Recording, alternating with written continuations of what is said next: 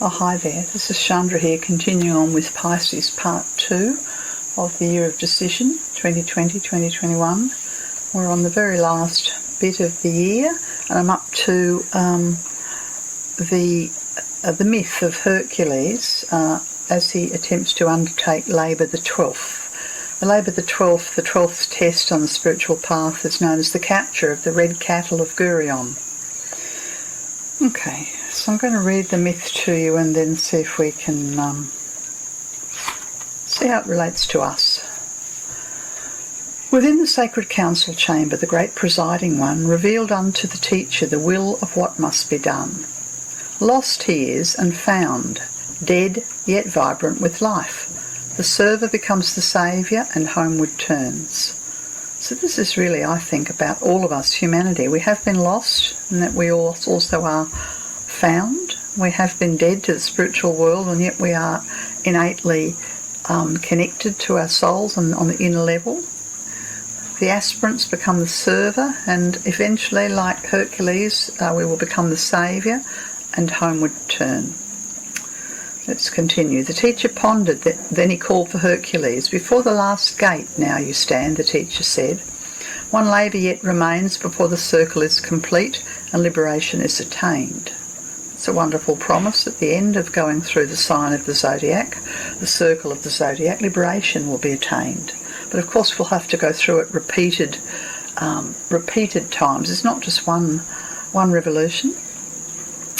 Continuing, proceed to that dark place called Erythea, where great illusion is enthroned, where Geryon, the monster of 3 heads, 3 bodies and 6 hands, is lord and king. Unlawfully he holds a herd of dark red cattle. From Erythea to our sacred city must you drive this herd. Beware of Erytion, the shepherd, and his 2-headed dog Orthrus. Okay, so here's the task. Hercules is being sent to a place of great illusion. This is the depths of Pisces, where there's a monster. 3 heads, 3 bodies, 6 hands. He's going from the sacred city, which incidentally is in Africa, and he's going to this place of great illusion is in Spain. So there's a map that I've seen there of all the various journeys of Hercules, and this is the longest of all. Okay, he paused. One caution I can give, he added slowly, invoke the aid of Helios. Through gate the 12th, the Son of Man, who's also the Son of God, departed. In search of Geryon he went. Within a temple Hercules made offerings to Helios, the god of fire in the sun. For 7 days he meditated, and then a favour was bestowed on him. A golden chalice fell upon the ground before his feet. He knew within himself that this bright object would enable him to cross the seas to reach the land of Erythea. Okay, so it's meditating before Helios, the sun god. In the modern theosophical tradition, we know of the sun god as the son of the sun. This is the 5th in the future Buddha of Earth, Lord Maitreya. Meditated for a week and then received a blessing in the nature of a golden chalice. Well, it appears to me that this golden chalice has got something to do with the heart chakra. And he's happy because he knows that this will help him to cross the seas. This is the Mediterranean. But metaphorically, there are many oceans or seas or astral realms that we have to cross to complete this final Piscean test. And so it was, within the safe protection of the golden chalice, he sailed across the tossing seas until he came to Erythea. Upon a strand in that far country, Hercules debarked. Not long thereafter he came upon the pasture land where the red-hued cattle grazed. Guarded were they by the shepherd Erytion and the double-headed dog Orthrus. We've met a double-headed dog before, haven't we? Can't remember when. And here we have a shepherd. So we have 2 servants of the monster, a shepherd and a dog. When Hercules approached, the dog sped forward like an arrow to its target, and upon the visitor the creature hurled itself, snarling viciously, its bared fangs fiercely snapping. With one decisive blow did Hercules lay the monster low. Okay, so it's managed to put paid to one of the minions of the monster, I'd say the dweller. And then Euthrion, fearful of the brave warrior who stood before him, supplicated that his life be spared. Hercules conceded this request. Very interesting, isn't it? There's mercy. Yeah? Mercy is involved in this labour. And driving the blood-red cattle before him, Hercules turned his face towards the sacred city. So here he is in Spain. He's come upon a couple of enemies. One of them has been dealt with and the other one has been spared.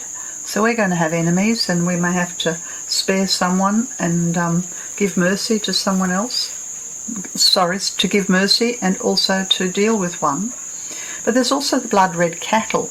You know, blood red's a very Martian image to me, and it sounds like the cattle represent, this kind of animal side of humanity, a Mars energy.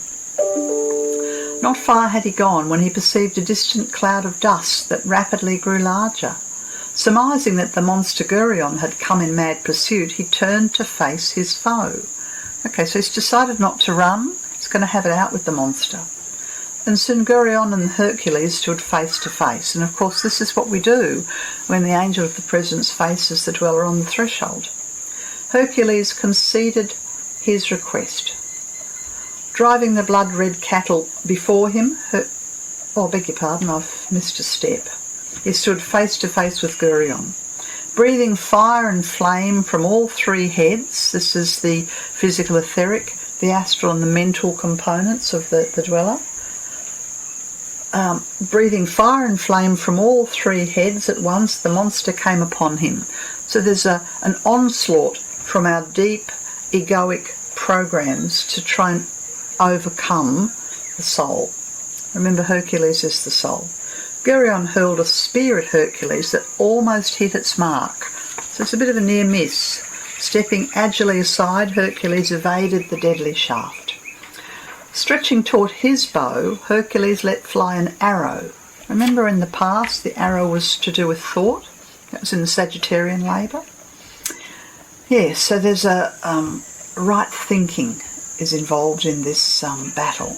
It seemed to burn the air as he released it and struck the monster squarely in the side. With such great impetus had it been shot that all three bodies of fierce Geryon were pierced. With a shrill despairing groan the monster swayed, then fell, never more to rise. So one blow, coming with an arrow, I think, from the higher mind, and that's put paid. So we have to have a right relationship with our ego, with the dweller, coming from the higher mind. So he's off again towards the sacred city then, and Hercules drove the sleek red cattle. Difficult was the task, and again and yet again some cattle strayed, and Hercules would leave the herd in search of errant wanderers. So he's not happy just to take most of the cattle, he wants to take every single one of them. And this bringing the cattle, this is the wayward parts of our personality, or the wayward parts of could be people we're trying to help. We have to round them all up across the Alps. Of course, he's going the long way now, remembering that he went from Africa using the golden chalice. Did I tell you he went via Spain and then into Italy? Went via Italy, I beg your pardon, and then into Spain. But coming back, he has this herd of cattle, so he's got to go the long way. He's got to go from Spain, through Italy, through Greece, through Turkey, through the Middle East, round the Red Sea, through Egypt, and into Africa. I think it's around about Tunisia, it looks like. The map shows that's where he lives. Okay. Across the Alps, he drove his cattle and into Italy. Whatever wrong had triumphed, he dealt the powers of evil a deadly blow, and righted the balance in favour of justice. So as he's going along, he's dealing with past injustices. Maybe there's some previous actions. Maybe there are other people that he owes something to. Or maybe he's putting justice, he's working for justice as he walks, as he moves. When Eryx, the wrestler, challenged him, Hercules cast him down so forcefully that he stayed.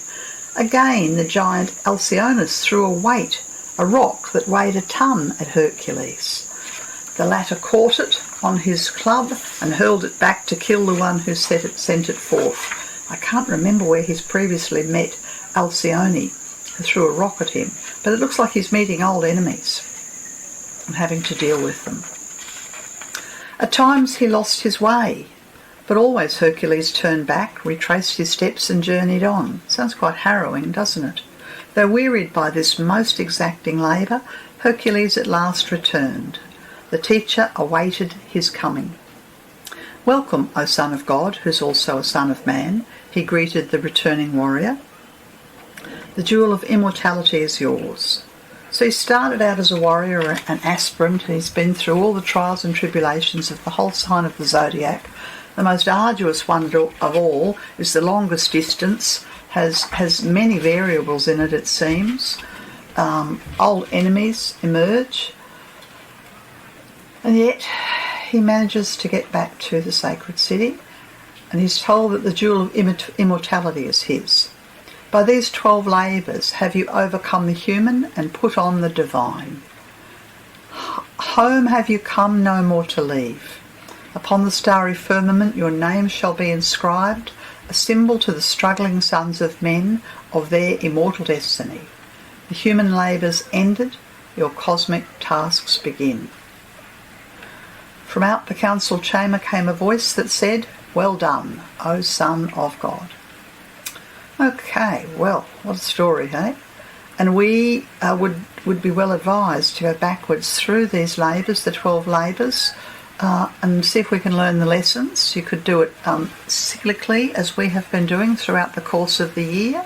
You could do it according to challenges that are coming up. Maybe you've got difficulties, maybe your Saturn's in Aquarius, or maybe you've got your Mars in Taurus and you feel drawn to one or other of the labours.